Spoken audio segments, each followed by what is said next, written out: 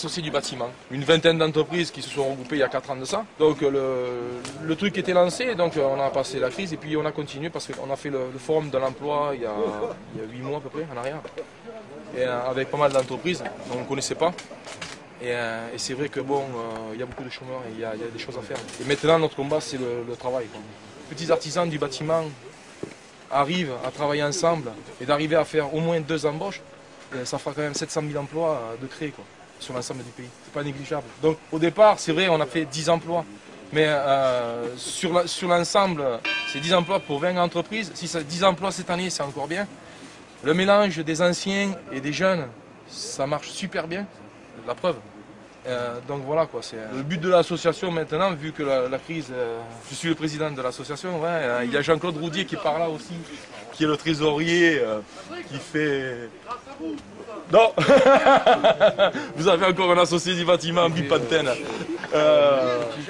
décembre 2008, et on est une vingtaine d'entreprises, il y a un peu tout le corps de métier. Les associés du bâtiment, tout attaché, @orange.fr. De l'association, oui, on est tous bénévoles, même la secrétaire. D'accord, donc c'est un secrétariat administratif. Voilà, oui, pas oui. D'accord. Mais disons que l'association a été créée quand même pour s'aider les uns les autres. Donc il n'est pas question de salaire, il n'est pas question de dépenser ce que nous n'avons pas, au contraire. Hein. Créée pour s'entraider, d'accord. Nous avons d'ailleurs le garage Mercedes qui est juste là.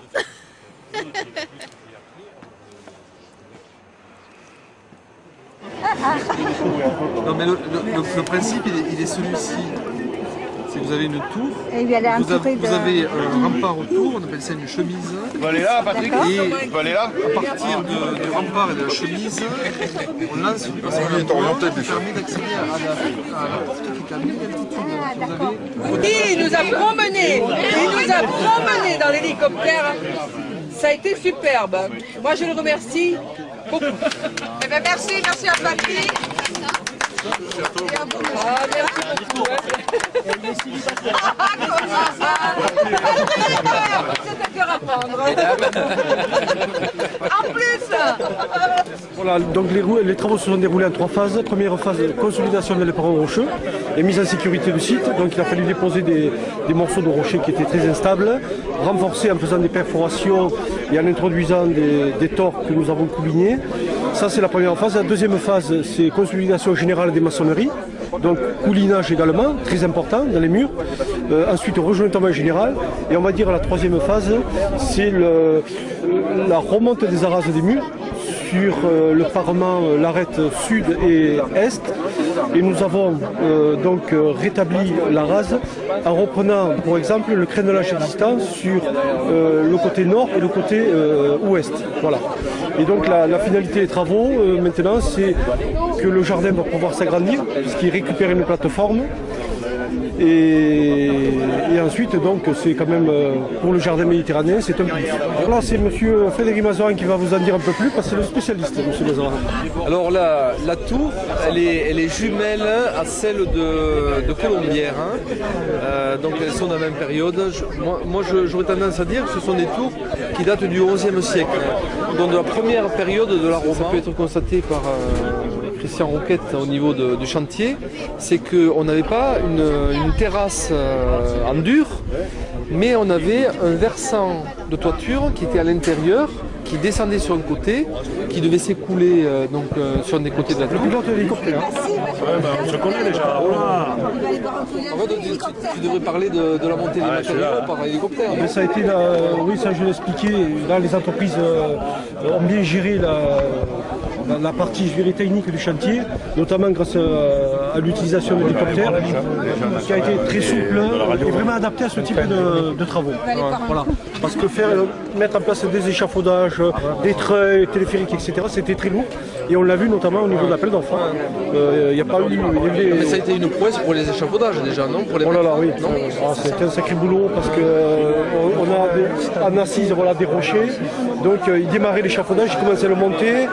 Ensuite, ça n'allait pas, ils étaient obligés de tout redémonter pour recaler. Ça a été infernal. Il a été La durée, le plan, 5 mois de travaux. 5 mois de travaux avec la préparation du chantier. Voilà. On a également, c'est important aussi, extrait toute la pierre sur une carrière locale située à 300 mètres de la tour. Donc là, on a pu extraire d'origine du village. C'est la carrière du village qui a peut-être servi pour la carrière. On la retrouve notamment le fameux rose de Lorès. Donc les carrières sont là, c'est juste là. Voilà, ouais. Marbre rose veiné de blanc et de noir. La roche est issue de là. Donc on retrouve d'ailleurs sur la tour des pierres rouges. Rouge, noir, veiné, de blanc. Mais avec plaisir. Non, il y a eu une volonté au départ associative qui ensuite a été relayée au niveau municipal, au niveau de la communauté de communes et également au niveau du conseil général et du conseil régional. Donc, ce qui a permis de dégager aussi des crédits d'État. Et donc ce qui maintenant, je crois qu'on a le résultat qui est apparu. C'est une politique qui ne se limite pas, uniquement à Roquebrune, puisque c'est une politique d'ensemble. Il y a eu le Castrum à Aulargues et également à Colombières la réflexion qui est en train de s'entreprendre de la tour. Donc c'est une volonté dans le cadre de l'aspect touristique, de la valorisation au niveau du tourisme, de l'archéologie et également des produits locaux, et notamment ici à Roquebrune. C'est un ensemble, ce n'est pas une action ponctuelle, mais c'est une action qui est menée dans tout un ensemble, tant au niveau touristique que également au niveau économique. Merci.